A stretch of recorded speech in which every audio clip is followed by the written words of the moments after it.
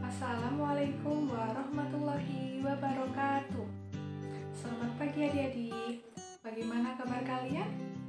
Alhamdulillah baik semuanya ya. Baik adik-adik, pada kesempatan hari ini saya akan menyampaikan materi tentang pelestarian makhluk hidup. Sebelumnya, terlebih dahulu kita berdoa bersama-sama ya. Berdoa mulai. Amin, berdoa selesai. Baik adik-adik, adapun tujuan pembelajarannya yaitu yang pertama, siswa mampu mengidentifikasi cara melindungi hewan maupun tumbuhan yang hampir punah. Yang kedua adalah siswa mampu menjelaskan dan menyajikan cara melindungi hewan maupun tumbuhan yang hampir punah. Hewan dan tumbuhan yang hampir punah. Hewan dan tumbuhan akan sangat berarti bagi kehidupan manusia apabila digunakan dengan cara yang bijak dan benar. Pemanfaatan hewan dapat berupa daging, bulu, kulit, gading, dan juga tenaganya.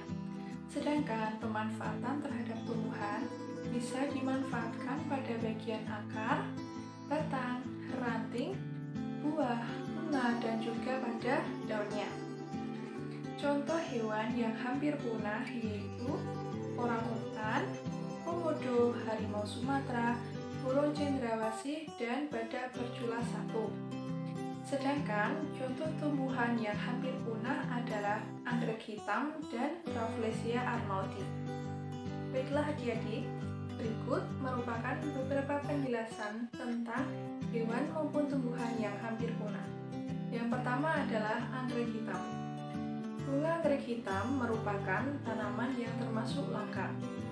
Anggrek hitam hanya tumbuh di hutan Kalimantan dan hutan Sulawesi saja. Pada waktu sekarang ini, anggrek hitam banyak dibudidayakan untuk ditangkarkan dan menghasilkan spesies yang baru dengan warna yang baru pula. Yang kedua adalah bunga Rafflesia arnoldii. Bunga Rafflesia arnoldii ternyata berbeda dengan bunga bangkai yang kita kenal loh. Meskipun sama memiliki aroma busuk, bunga ini memiliki 5 mahkota bunga yang bertekstur kasar. Selain itu, tidak memiliki akar, batang, dan daun. Karena tidak ada daun, bunga Rafflesia tidak dapat berfotosintesis. Saat ini, Rafflesia arnoldii dapat ditemukan di berbagai cagar alam, seperti di Taman Nasional Kerinci Seblat. Yang ketiga adalah orangutan. Orangutan berasal dari bahasa Indonesia dan Melayu yang berarti manusia hutan. Merupakan sejenis kera besar yang mempunyai lengan yang panjang dan berbulu kemerahan. Kadang coklat, hidup di wilayah negara Indonesia dan Malaysia. Orangutan mempunyai ukuran 1-1,4 meter untuk orangutan jantan, yaitu sekitar 2/3 kali dari ukuran gorila. Orangutan termasuk dalam hewan vertebrata, yaitu bahwa orangutan mempunyai tulang belakang. Orangutan termasuk juga dalam hewan mamalia dan primata. Orangutan sekarang ini merupakan binatang yang langka karena manusia banyak merusak habitatnya dan juga menjual bayi orangutan sebagai hewan peliharaan. Yang keempat adalah komodo. Komodo merupakan hewan yang sangat dilindungi oleh negara. Karena komodo adalah hewan yang langka, bahkan salah satu hewan purba yang masih hidup. Di Indonesia, habitat komodo banyak ditemui di Pulau Komodo, Pulau Rinca, Pulau Gili-Motang, dan sebagian kecil di bagian utara dan barat Flores. Pulau tersebut dijadikan taman nasional yang dikagumi oleh masyarakat dunia. Yang kelima adalah harimau Sumatera. Untuk sekarang ini, harimau Sumatera merupakan hewan langka yang ditemukan di daerah Sumatera. Jumlah saat ini hanya sekitar 450-500 ekor saja. Yang keenam adalah burung cendrawasih. Burung cendrawasih merupakan hewan yang dilindungi oleh pemerintah Indonesia. Salah satu jenis dari burung cendrawasih adalah cendrawasih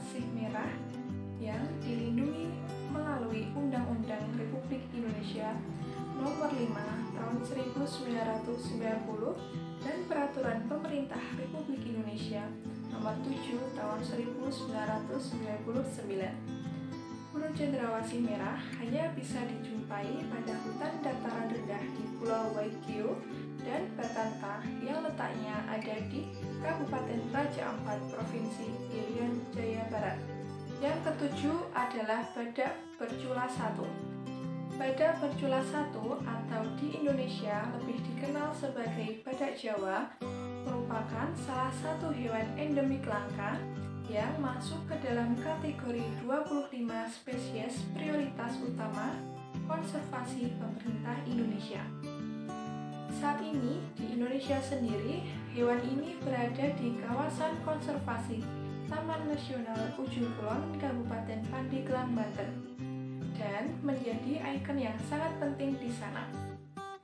Hewan yang sangat membutuhkan pertolongan ini berstatus kritis dan termasuk hewan langka yang jumlahnya kurang dari 800 ekor di alam. Bagaimana tidak? Di Indonesia sendiri hingga saat ini populasi badak Jawa hanya tinggal berjumlah puluhan saja. Pelestarian makhluk hidup. Keberadaan dari hewan dan tanaman atau tumbuhan sangat dibutuhkan oleh manusia. Karena sebagian besar kebutuhan manusia bersumberkan pada keduanya, sehingga keberadaannya harus dilestarikan. Lalu, bagaimana cara pelestarian tumbuhan? Nah, caranya yaitu yang pertama, yaitu dengan tebang pilih. Tebang pilih merupakan penebangan terhadap pohon, namun disertai dengan penanaman bibit yang baru. Tidak semua pohon ditebang, sehingga ekosistem hutan tidak rusak. Yang kedua adalah reboisasi. Reboisasi merupakan suatu tindakan penghijauan kembali hutan yang gundul, sehingga kerusakan hutan dapat diperbaiki. Yang ketiga adalah cagar alam. Cagar alam merupakan tindakan yang dibuat untuk melindungi tumbuhan tertentu terhadap kerusakan. Kegiatan cagar alam bisa menyelamatkan spesies tumbuhan dari kepunahan. Nah, adik-adik, ada juga loh cara pelestarian hewan. Nah, yang pertama adalah pembuatan cagar alam dan suaka marga satwa. Suaka marga satwa adalah suatu kawasan suaka alam yang memiliki ciri khas yang berupa keanekaragaman dan keunikan dari jenis satwa yang untuk kelangsungan hidupnya bisa dilakukan dengan pembinaan terhadap habitatnya. Adapun contohnya, yaitu yang pertama, Suaka Marga Satwa Waikambas di Lampung. Taman Nasional Waikambas mempunyai 50 jenis mamalia, di antaranya badak Sumatera, harimau Sumatera, gajah Sumatera, tapir, anjing hutan, dan memiliki 406 jenis burung. Di antaranya yaitu bangau tongtong, bebek hutan, bangau sandang lawe, sempidan biru, serta memiliki berbagai jenis reptilia, amfibia, ikan, dan juga insekta. Yang kedua adalah cagar alam Ujung Kulon, Banten. Di cagar alam Ujung Kulon masih terdapat badak Jawa bercula satu, banteng, dan beraneka ragam burung merak. Yang ketiga adalah cagar alam Gunung Leuser di Aceh. Pada hutan Gunung Leuser tersebut terdapat khas hutan pantai dan hutan hujan tropika. Satwa yang dilindungi antara lain gajah Sumatera, badak Sumatera, kucing hutan, harimau Sumatera, rengkong, orangutan, siaman, ular, kupu-kupu, burung, dan kambing hutan. Dan cara pelestarian hewan yang kedua adalah pembuatan undang-undang perburuan. Undang-undang ini mengatur tentang larangan perburuan. Tujuannya yang hendak dicapai adalah untuk melindungi bermacam jenis hewan karena terancam dari kepunahan. Baiklah adik-adik, ada juga loh manfaat pelestarian hewan dan tumbuhan, yaitu yang pertama, untuk menjaga keseimbangan ekosistem hutan. Yang kedua, mencegah supaya tidak terjadi kepunahan pada berbagai spesies hewan maupun tumbuhan. Yang ketiga adalah menjaga sumber keanekaragaman hayati serta sumber kekayaan negara. Dan yang keempat adalah tempat untuk mengembangkan penelitian dan ilmu pengetahuan. Alhamdulillah ya adik-adik, materi hari ini telah selesai. Semoga apa yang saya sampaikan dapat bermanfaat bagi kalian semua. Apabila ada salah kata yang disengaja maupun tidak disengaja, saya minta maaf. Sekian dari saya, jangan lupa tetap semangat rajin belajar dan jaga kesehatan. Terima kasih. Wassalamualaikum warahmatullahi wabarakatuh.